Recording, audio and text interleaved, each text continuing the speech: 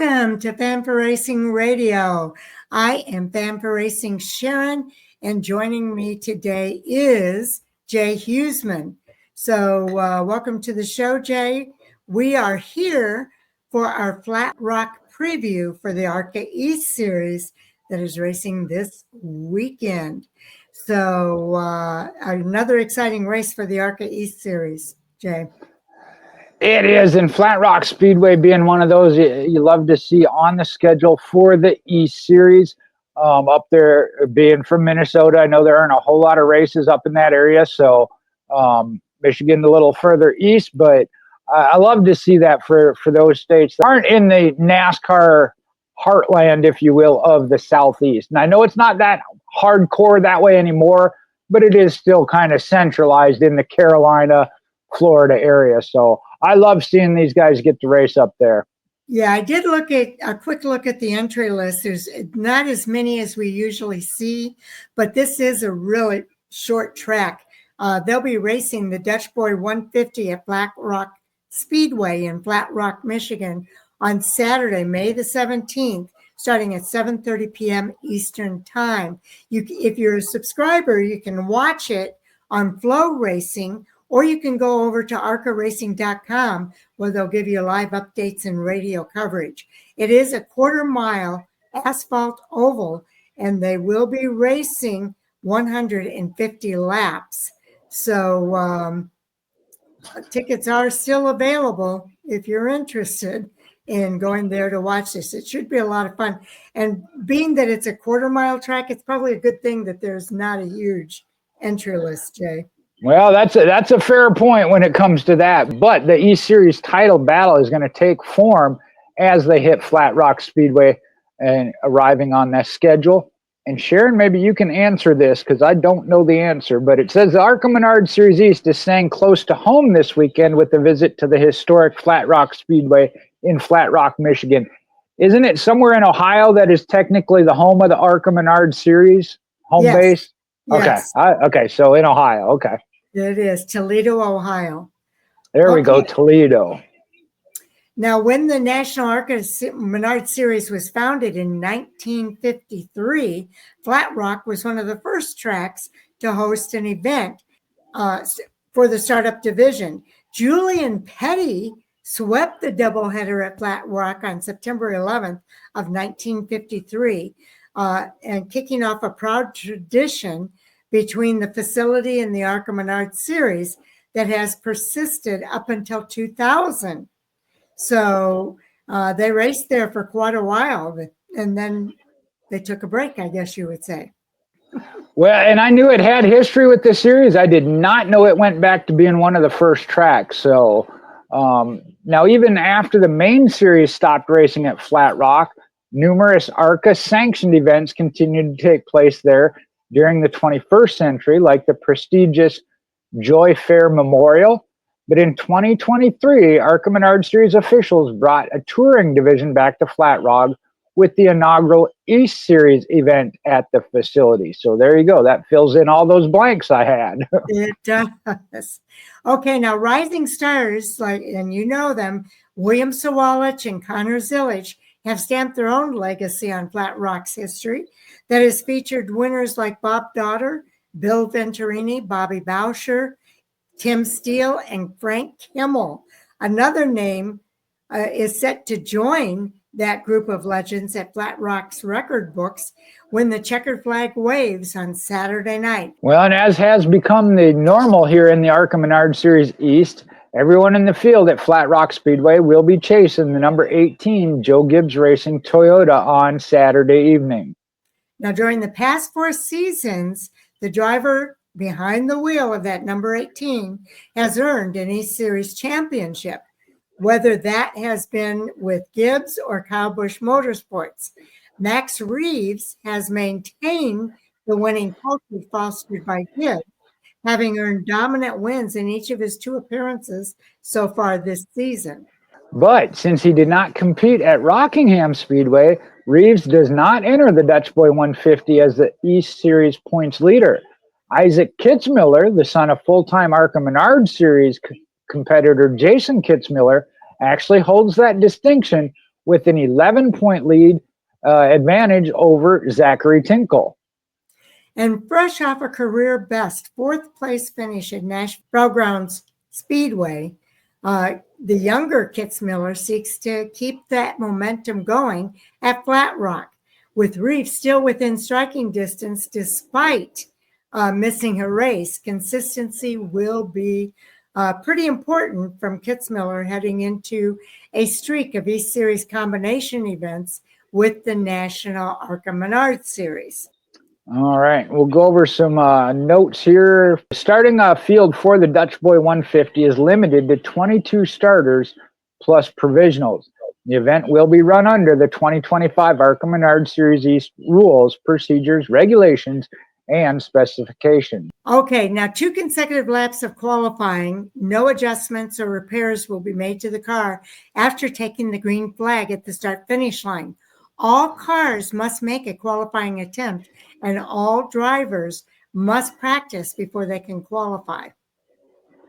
And under race pit stops, pitting during any caution period in this event will be for making repairs and adjustments only.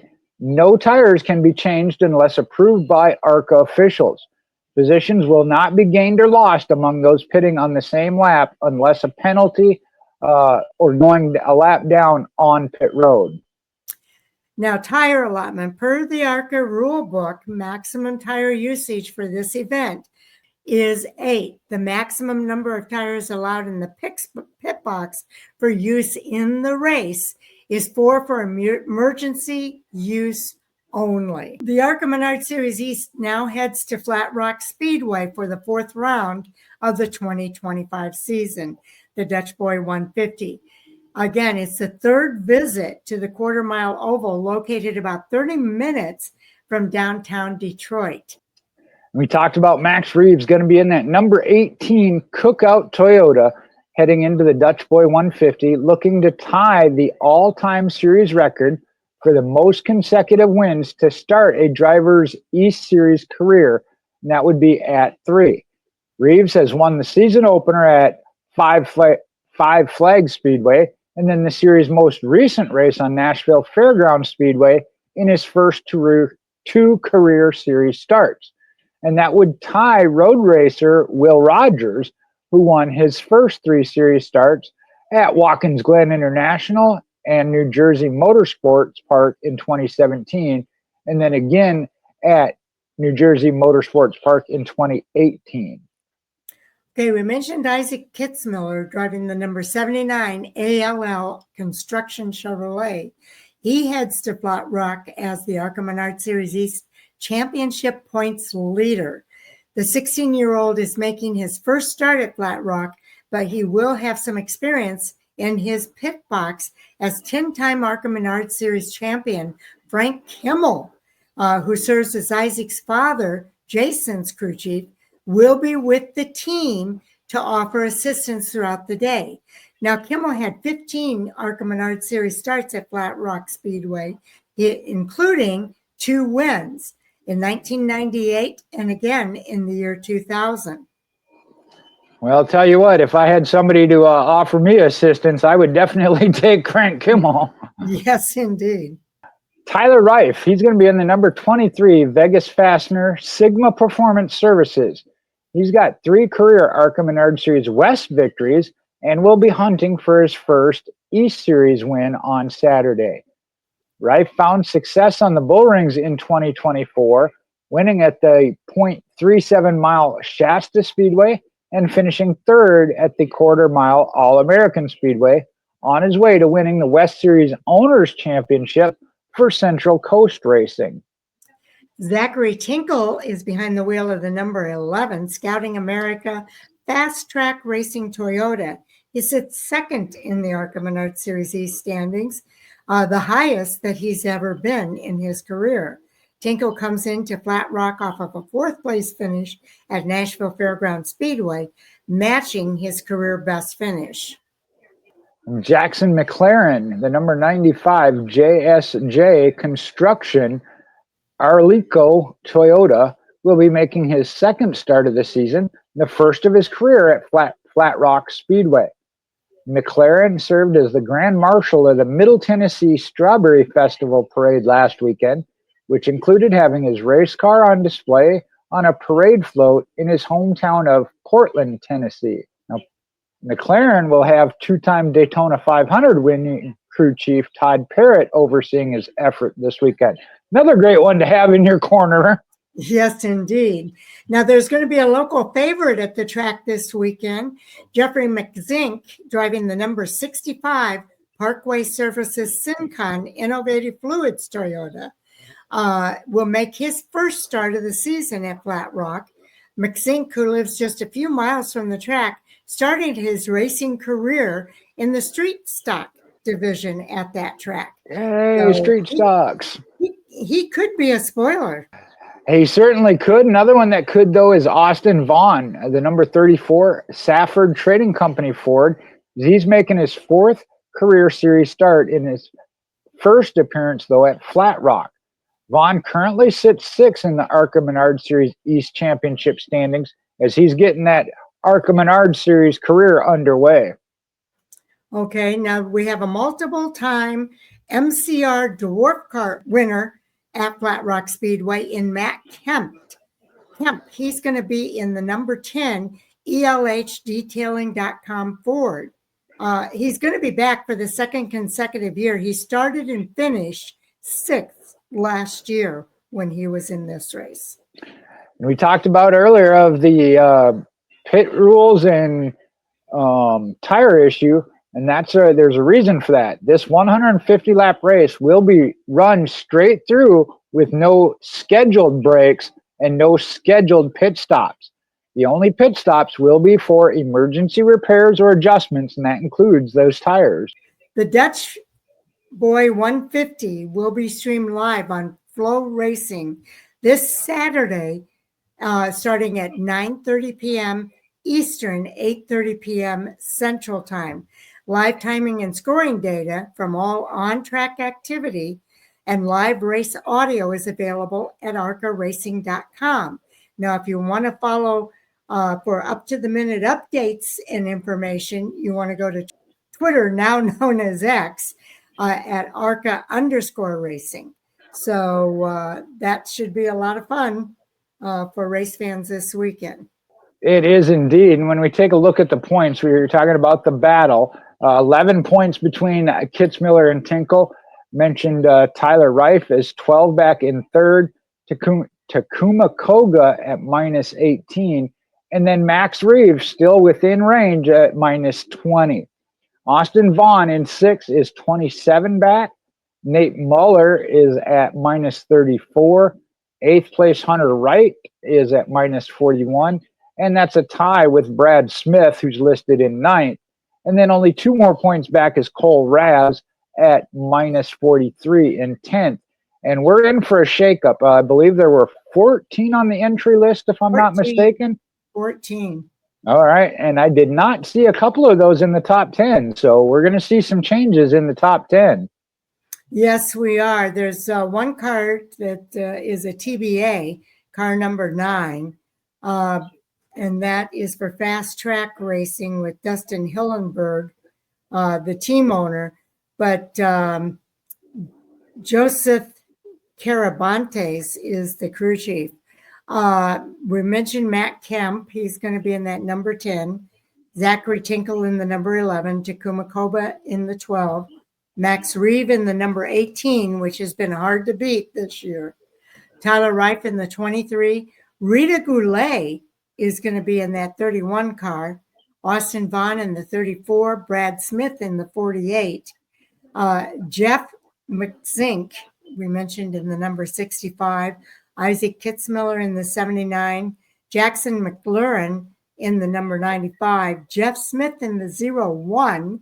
And he's a Bounty Rookie of the Year challenger. And Nate Muller will be in the 06. We've got a few people from Michigan. You've got Matt Kemp from Sawyer, Michigan. You've got Brad Smith is from Shelby Township, Michigan. Jeff McZink from Rockwood, Michigan. And Jeff Smith, all from Macomb, Michigan. So quite a few Michigan drivers in the field this week. Well, and that's always cool to see, and I know the fans there then obviously would be cheering for them. The other thing I wanted to make note of you mentioned of a Rookie of the Year, Bounty Rookie of the Year challengers. A third of the field, a little more than, it's 5 out of the 14 are Rookie of the Year challengers. Obviously, again, the favorite in the Joe Gibbs Racing, Max Reeve, one of those will be tough to beat. But I'm kind of leaning towards Isaac Kitzmiller. He's got the points lead, got some confidence going for him, been having some great runs. I know he'd need a little bit of luck to beat Max Reeve, but that's my hope pick for the weekend. Yes, I hear you. I hear you. Yeah, Max Reeves has been very tough to beat this year. But we'll see what happens. I think there could be a couple of spoilers in there with some of the hometown guys. But we'll find out for sure on Saturday night. Well, and I just hope and pray that the weather up there is better than it's been down here, as I spent this past Saturday night at home yet again, unfortunately, due to rain. So hopefully the weather up there is sunshine. Yeah, we actually are under a tornado watch for tonight. So ooh, it's swirling all around us. So I hope it doesn't hit us. Hopefully y'all stay safe up there as well. Yes, and do watch for more coming soon here at Fan for Racing Radio. We've gotten the Truck Series preview completed. Now we've got the ARCA East Series preview completed. Up next will be our NASCAR Cup Series preview for the Open and All-Star race that's going to be done this weekend at North Wilkesboro Speedway. Then, of course, on Monday, come back again because we'll review all of those races on Monday, as well as our NASCAR Hot Topic Sound Off at 10 p.m. Eastern, 9 p.m. Central, and 7 p.m. Pacific time, where we talk about all the hottest topics in NASCAR. And sometimes we all agree, and sometimes we don't. So you'll want to check it out for sure this coming Monday night. I don't know if we last week any of us all agreed at one time. It might have been the week before. Yeah, take a listen. We definitely have some opinions. Yes, we do. All right, and then of course we want to tell you how much we appreciate you tuning in to hear what we have to say. We got a few comments this past week. We're starting to get some comments on our video, so that's kind of cool to see as well. So feel free to put your comments down because we always love hearing from you. Well, from that aspect, and I think all three of us would agree on that, we are appreciative of the comments. So we appreciate that and look forward to more. Okay, this was also on the Qualkenbush video, and Derby Driver 7431 said Jan used to sponsor my demolition Derby car back in the early 2000s. So thank you, Derby Driver, for telling us about that. That's really cool. We really enjoyed the interview. And that's generally the case when you have a team and a sponsor like that, of that it's not just limited to one form of motorsports. I know I don't get down here. Demolition derbies aren't quite what they used to be in this area anyway. They've now gone to what's known as the jump and run. So I kind of miss seeing demolition derbies. I hear you. And then Terry Garvin, 1392, said Butterbean is a great winner and a new star for ARCA. Kansas was great, the best race of the weekend. So again, we really appreciate the interaction. We want this to be interactive. And I really appreciate people putting those comments into reviews from last weekend. Well, I will say this. I said I wouldn't argue with the fans on that. I wouldn't dispute it being the best race of the weekend. Me being the William Sawalich, Minnesota fan, wasn't quite as happy with the outcome of that one, but it was a great race. Again, I'm not one of those that it's a bad race if my driver didn't win. I like the fact that it was competitive and we saw that. So yeah, I agree. It was a great race, and Butterbean certainly, like I said, a driver you're going to see a whole lot more of down the road real soon. 2 wins already in the season, so that's pretty exciting. All right. So with that, I think we're done with this one and ready to move on to our next video, Jay. That's right. We got the all-stars, superstars, whatever stars you want to call them. They'll be out at North Wilkesboro in the NASCAR Cup Series. And a little teaser, we've got some news to share with you as well. So, oh, yeah, we do. If you haven't heard it, stay tuned. See you in the next video, everybody.